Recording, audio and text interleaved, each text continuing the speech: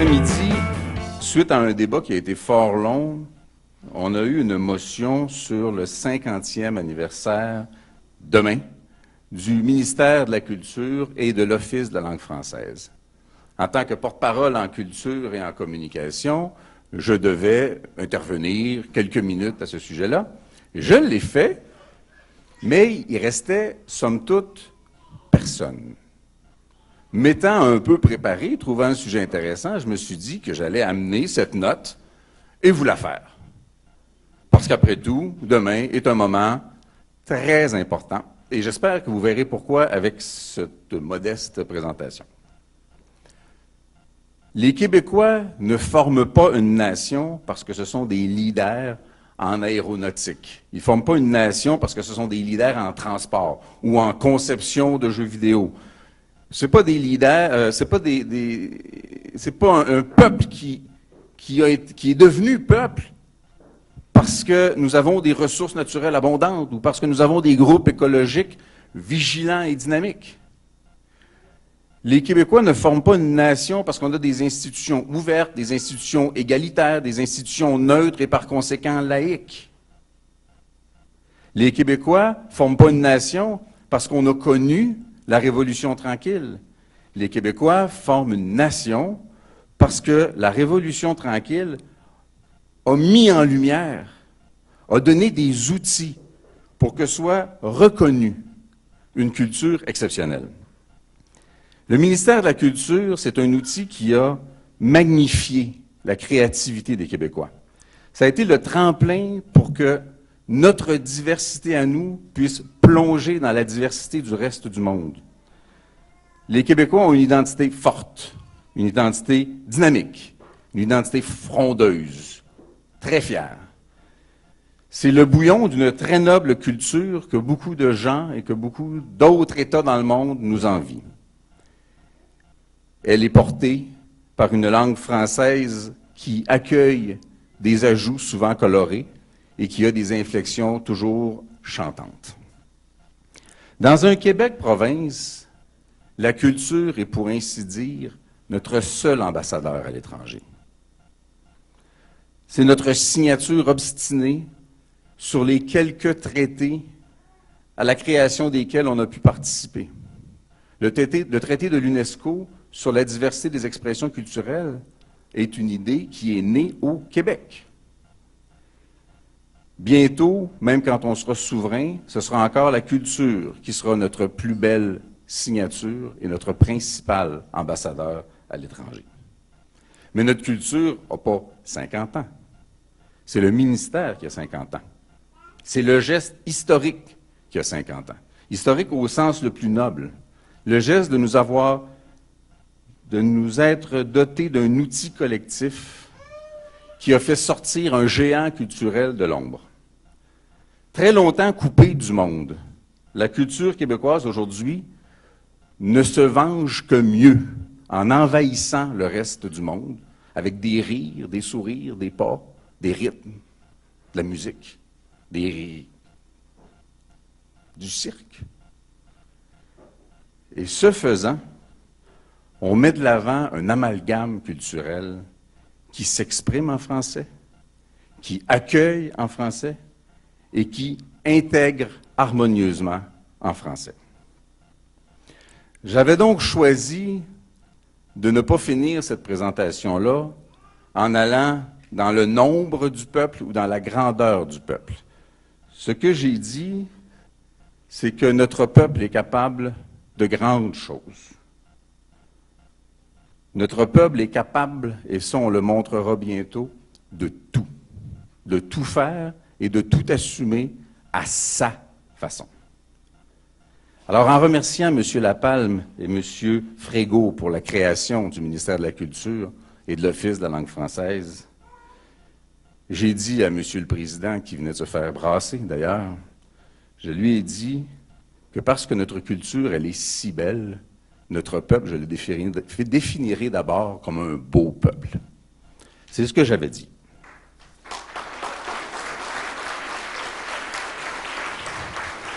Maintenant, tu veux que je sois plus proche ou plus loin? Plus loin. Maintenant, sur un ton moins poli, cette culture-là, est-ce que quelqu'un peut m'expliquer pourquoi il y en aurait la plus petite partie qu'on laisserait gérer par la gang qui nous a conquis?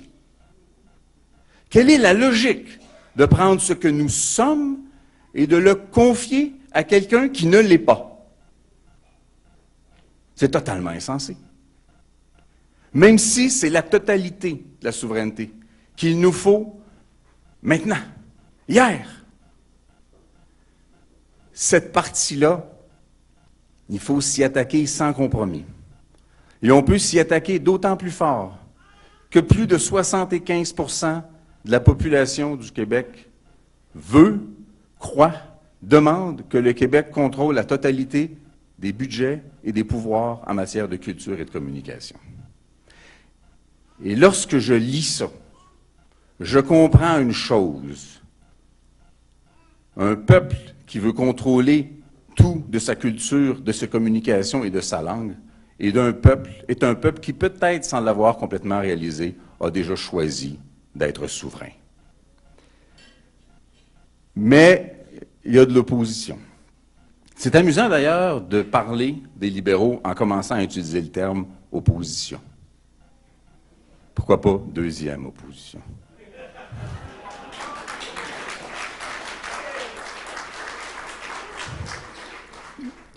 J'ai travaillé beaucoup récemment sur une loi qui est la loi sur le patrimoine culturel du Québec.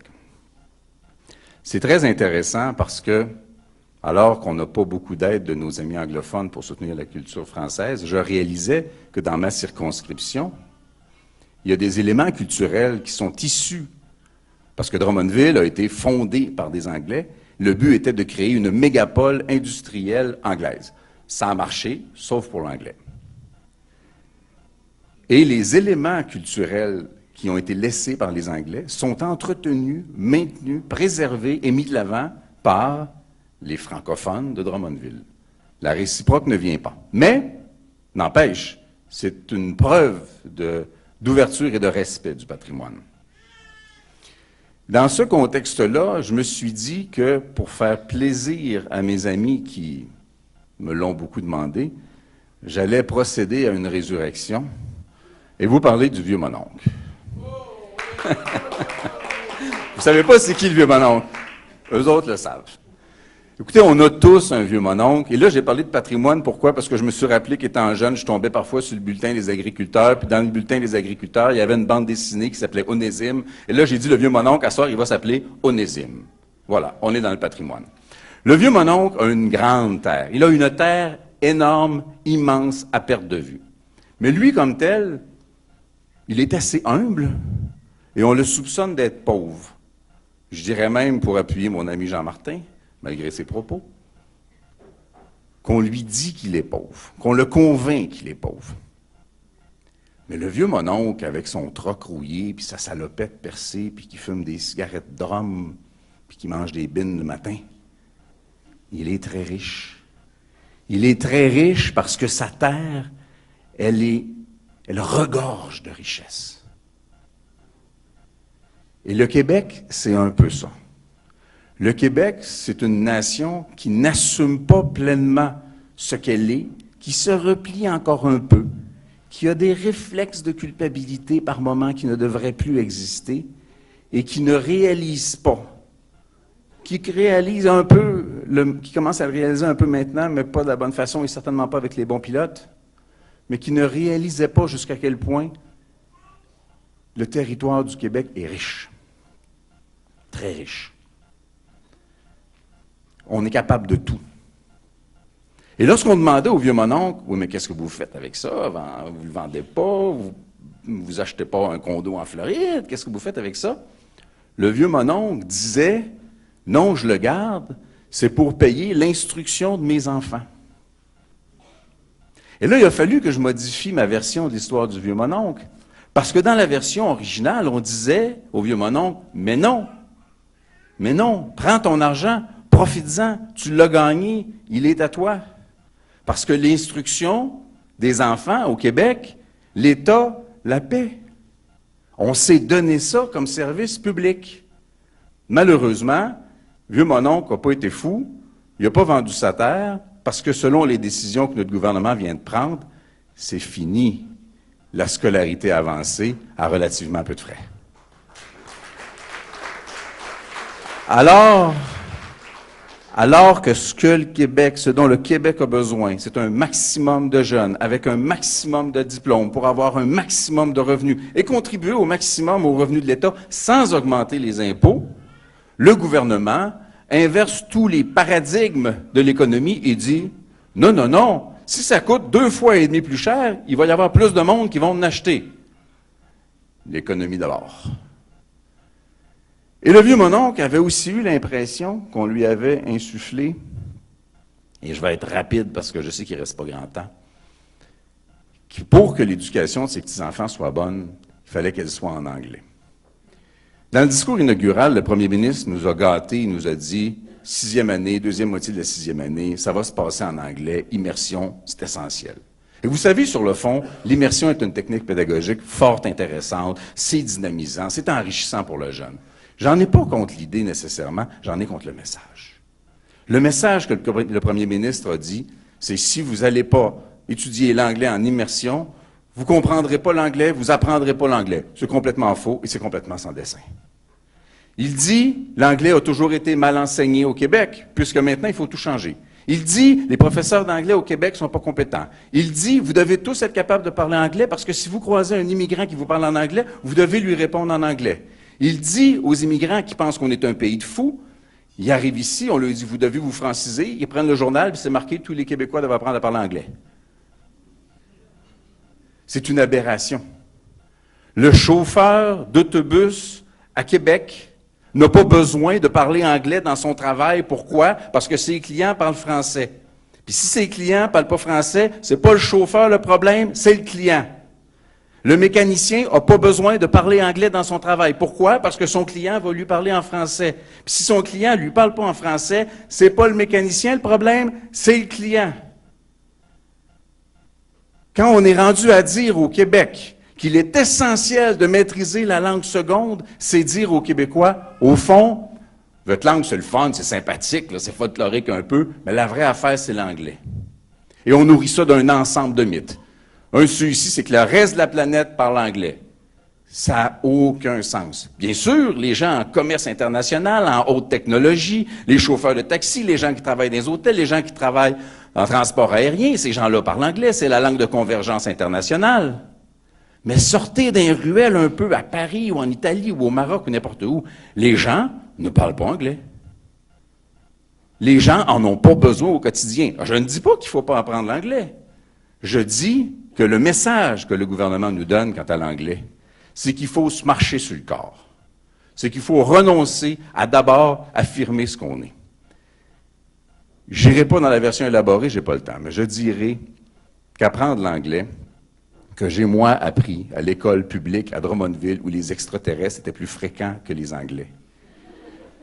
Et j'ai une excellente... D'ailleurs, là-dessus, il y a une farce fort intéressante. C'est une farce, je le dis, parce qu'on est diffusé. Il y a une étude qui a établi que en harnachant la petite rivière Kakuna dans le nord, ça va inonder une zone grande que la moitié de Montréal. Il y a quelqu'un sur Internet qui a eu la brillante idée de dire « J'espère que c'est la moitié ouest ». Et donc, je suis bien d'accord que tous nos enfants maîtrisent l'anglais, mais je dis jamais au prix du français. Jamais au prix de qui nous sommes. Et on aurait pu, comme Jean-Martin, y aller fort longtemps, mais je vais finir, et c'est la façon préférée que j'ai de finir ça, en citant Pierre Bourgault. Pierre Bourgault a dit « Le Parti québécois a fait mieux que les autres. Mais le Parti québécois n'a pas été élu pour faire mieux que les autres. Le Parti québécois a été élu pour faire autre chose. Et cette autre chose, c'est l'indépendance du Québec. »